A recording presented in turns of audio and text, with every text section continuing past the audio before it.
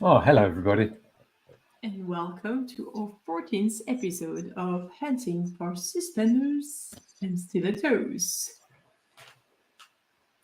the podcast where we explore the edges of leadership. Yeah. In other words, we talk about things we're not necessarily certain about, but we are keen to explore for the different perspectives they bring. Oh, love that. My name is Anne, and I am French based in the Netherlands. And I'm John in the UK, and it's just the two of us today. Sarah and Huda are not with us. So Anne and I are your Holding co-hosts the fort today, for today. holding the fort in a transition in our group.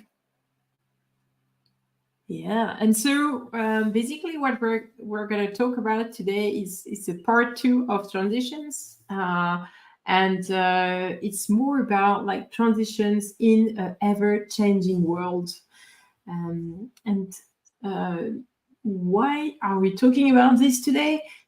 Because we think that there are like sort of personal transitions, and there are also other sorts of transitions that we can sort of have a look and let's see, what are the qualities of leadership or what it means to be a great leader when there are like great changes in the world or in our companies or whatever. Yeah, we talked a lot last time about like in our individual lives, in our careers, but there's like huge transitions happening all the time. Well, big and little transitions happening all the time in the world, and this, especially at the moment, the pace of technology. We've got uncertainty around conflict. There's big political change. There's climate change, environmental changes, AI. There's all these things that are transitioning, and it seems like the transitions come faster and faster, and they're bigger and bigger. So we're looking at what it takes to show up as a leader in the face of those kind of transitions. Yeah. Hey, that sounded quite good, Anne. Like little peeling back the curtain. We weren't quite sure where we were going with this episode, but I feel like we're on track. What do you think? Yeah. Yeah, I good, think, good, good. well, let's see. I'm Yeah, let's curious, see. like, to start actually to see what comes up with this conversation. Um, So, what are the kind of transitions we were thinking of, John? When we maybe we can take one or two as an example. Yeah, like there's some obvious ones that people have talked about a lot, like COVID and now AI. I'm reading a book now called The Anxious Mind by Jonathan Haidt. Great book, especially for any parents out there, about the transition that's come about through smartphones and the impact that's had. Yeah, So yeah, something in that space and what it takes. And perhaps it's not specifically like diving into any one of those particular transitions, but how, whenever there's change like that, how do we as individuals show up as leaders? yeah. But maybe like what it reminds me of is what was my reaction to smartphones. Maybe we can sort of share that. As, so for me, like I'd say 15 years ago, sort of. That's when it started to peak, Yeah. at least in the UK. I was in the UK at that time. Yes. And I was, let's say, in terms of personal development, probably not where I am right now. So I said that I would have been I would have had less of a growing mindset than now. And I was very much like, I don't want to have anything to do with that, like yeah, what would I use that for, sort of, and then I remember in the end, I sort of, okay, well, okay, I'm jumping in, and then I felt like so like vulnerable because I sort of had this phone that I didn't know how to use, and I had my colleague to explain to me how it works, and then I felt Yeah. more at ease, Yeah. but like at the time, there was no, for example, like copy paste didn't exist, or it was not perfect actually as well. you know. Yeah, it's interesting that you bring this, because like at the time I was in the tech world and just loving all of the technology changes that were coming. So I was embracing it and had that growth mindset around it that we talk about a lot. And as a leader, like having that belief that you can learn and grow and change. And now I'm not deeply embedded in the tech world. I noticed that a little bit of that, maybe technology, not that it's leaving me behind yet, but I get a little bit of that sense that perhaps other people not in the tech world have. And it's interesting to see how I show up in the face of that. Yeah. Even it makes me think of the different even the different ways people are using their phone, like, do you still use your phone like this, or do you actually talk to your phone like this, know? Do you who still does this? Like, I'm on the phone. I'll call you. Like, yeah, we've actually just picked up the phone. Yeah. And also, so because I think I have a growth mindset more than I had at the time. And I still think that I still have resistance, in the sense of, like I see some of the social medias, like I'm not using at all. Yeah, I'm like sort of, this shall pass, sort of not using it. Yeah, exactly. So, and maybe, so where do we need to sort of use our growth mindset, and or where do we need to put our focus, because we can't have a growth mindset for everything. I'm just thinking out loud. Well, it makes me think, like, what are the other, so growth mindset, great quality, when there are big changes, what are the other qualities that we might look at?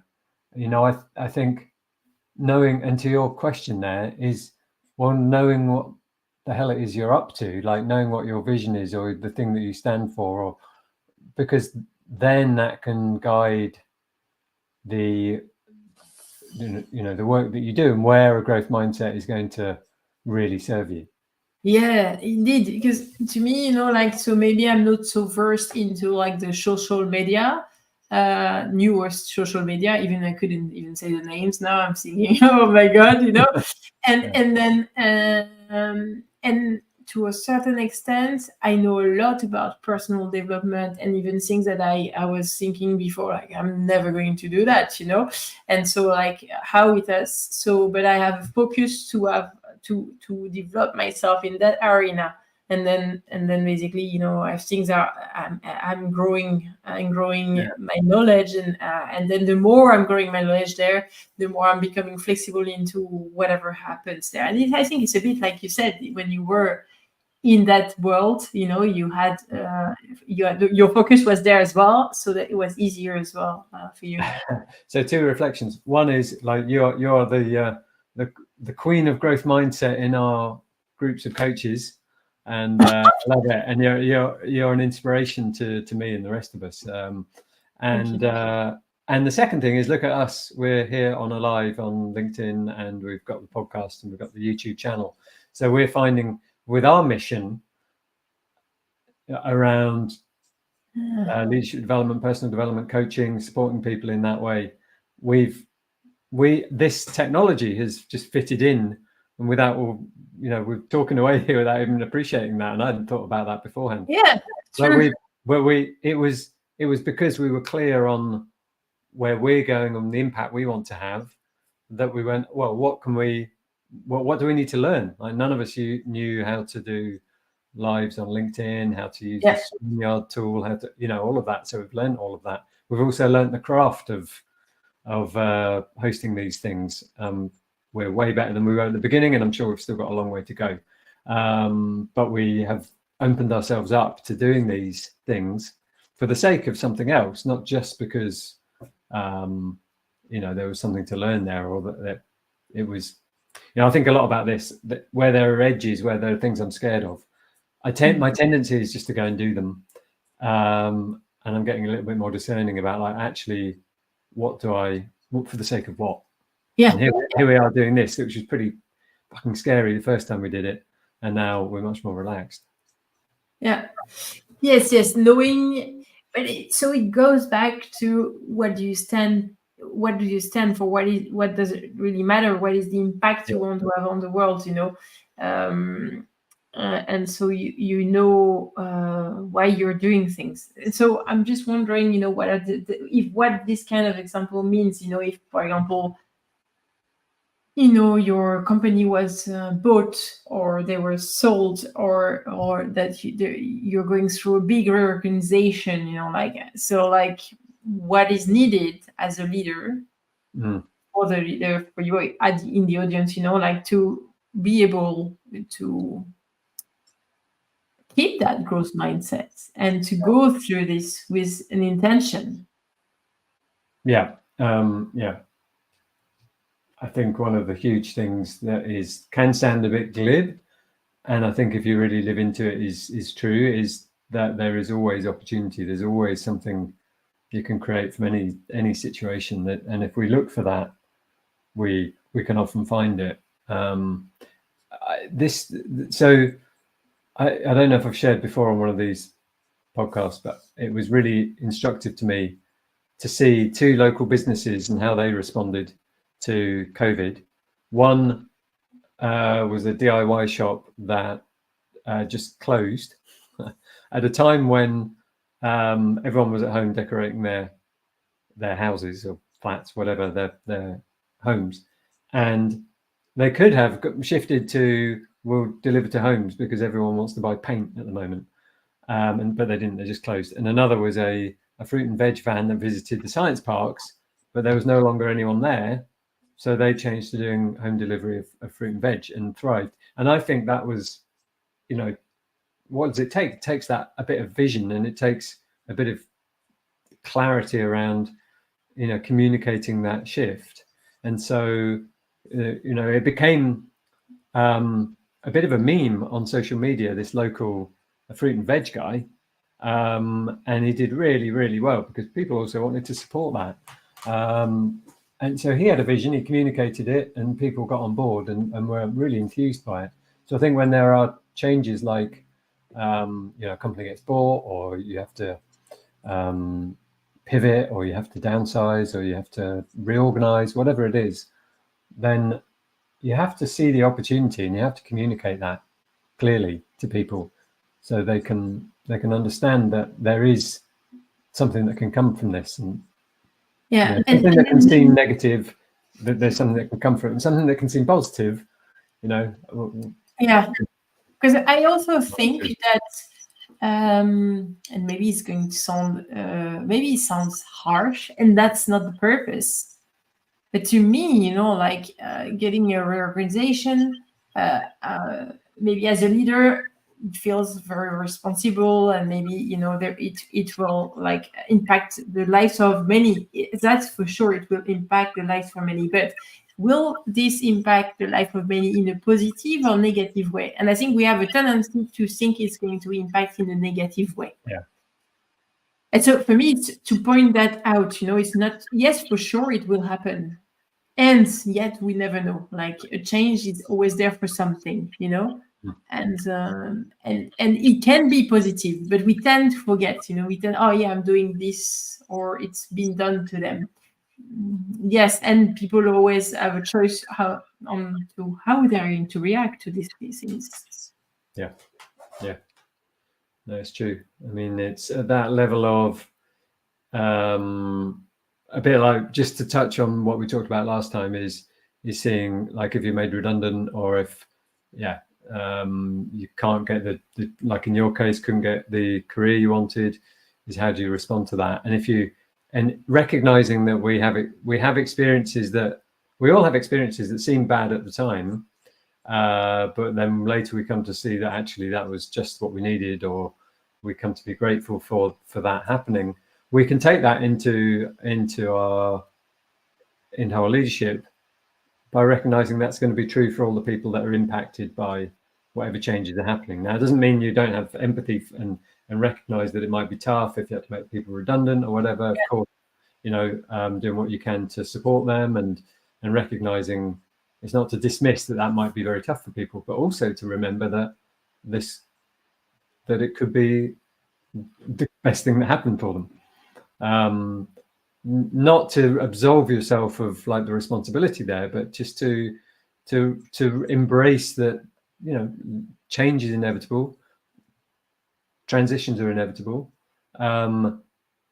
If you're holding to a greater vision, then those things they're tough to do, but they can be done in the context of a bigger vision. That's something that's not necessarily more important, but like is very important to you and the impact you want to have.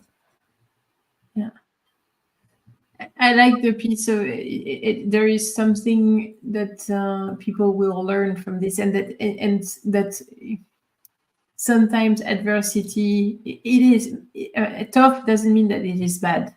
Huh? Mm-hmm. So I don't know. I think I'm coming from a point of view of sometimes it's also being that something is tough is also what helps us to build resilience, the resilience that we need maybe for a later event, or like just building resilience in general is a great capacity as a leader.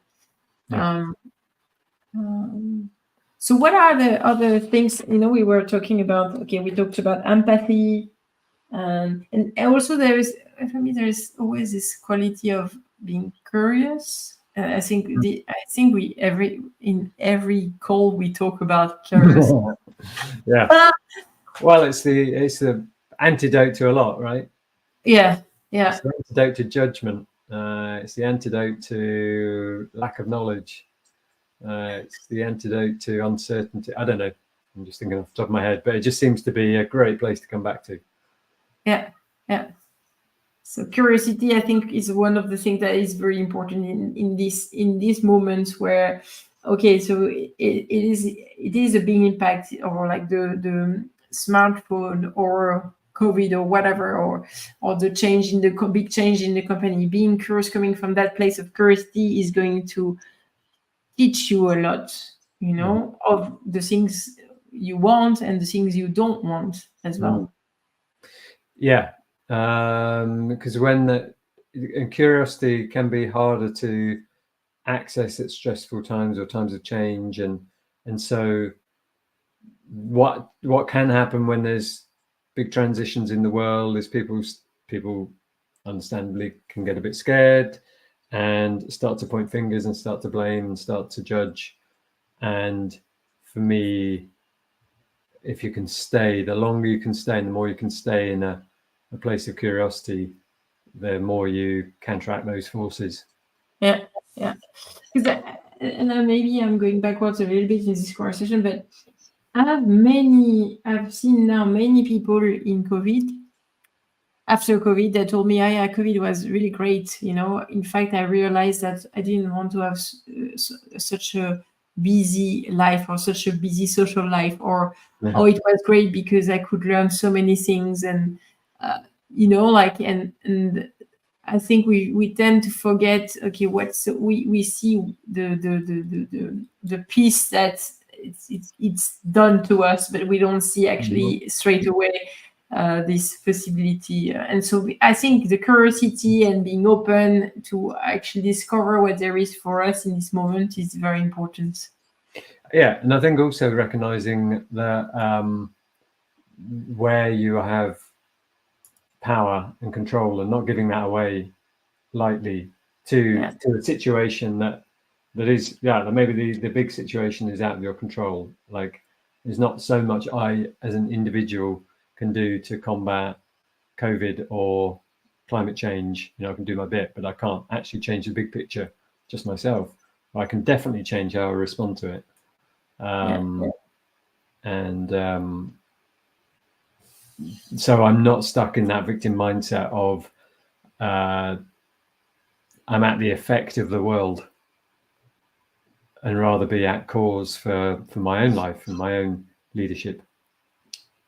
Yes, and so to me, this is very funny because you're talking about this victim mindset, and when we prepared just before, I thought about, oh yeah, what about thinking about the triangle of Karpman? I can't remember if we talked about it already here, but it is what it is about, when those big changes, and when we are a leader amongst, that we are leading some troops of some people, like it's in which position are we going to put ourselves in the Karpman triangle. Maybe you want to write this down as well. But so are we putting ourselves in a victim mode, in a persecutor mode, in a savior mode, and then everything is going to the way we are positioning ourselves is going to impact the way that the people are going to respond to us. Yeah. 100%. Yeah. If we put ourselves as victim of what's happening, then others will try to blame us, or put us as the cause, and others will try to rescue us, and neither of those are. Or protect as well. Protecting. Okay, very interesting. So what are our maybe we, as we wrap up this topic today, what are the main things that we want to give to our audience? The thing that has landed for me and reminded me of the importance is to have a vision, like at whatever level that makes sense for you, your personal vision, your company vision, team, to know something about your purpose, why are you doing what you're doing, and what the impact is you want to have, and the legacy you want to leave. All of that good stuff makes dealing with change and transitions, even the biggest transitions in the world, it makes them so much easier. Easier doesn't feel like quite the right word, but it lets you, it's your guide as to how you respond to those changes. And I think that's just really important. Otherwise you can just be all at sea. If you don't have it's the sea metaphor again, isn't it? Sailing. If you don't have that North Star, you are all at sea. You're just at the mercy of the waves. And I would add to this, if you're not quite sure yet, being in this place of curiosity will be certainly very helpful. Nicely done. Yeah. So thank you very much, everyone. And we'll see you till the next episode. Thank you. Yeah. See you next time. Cheers.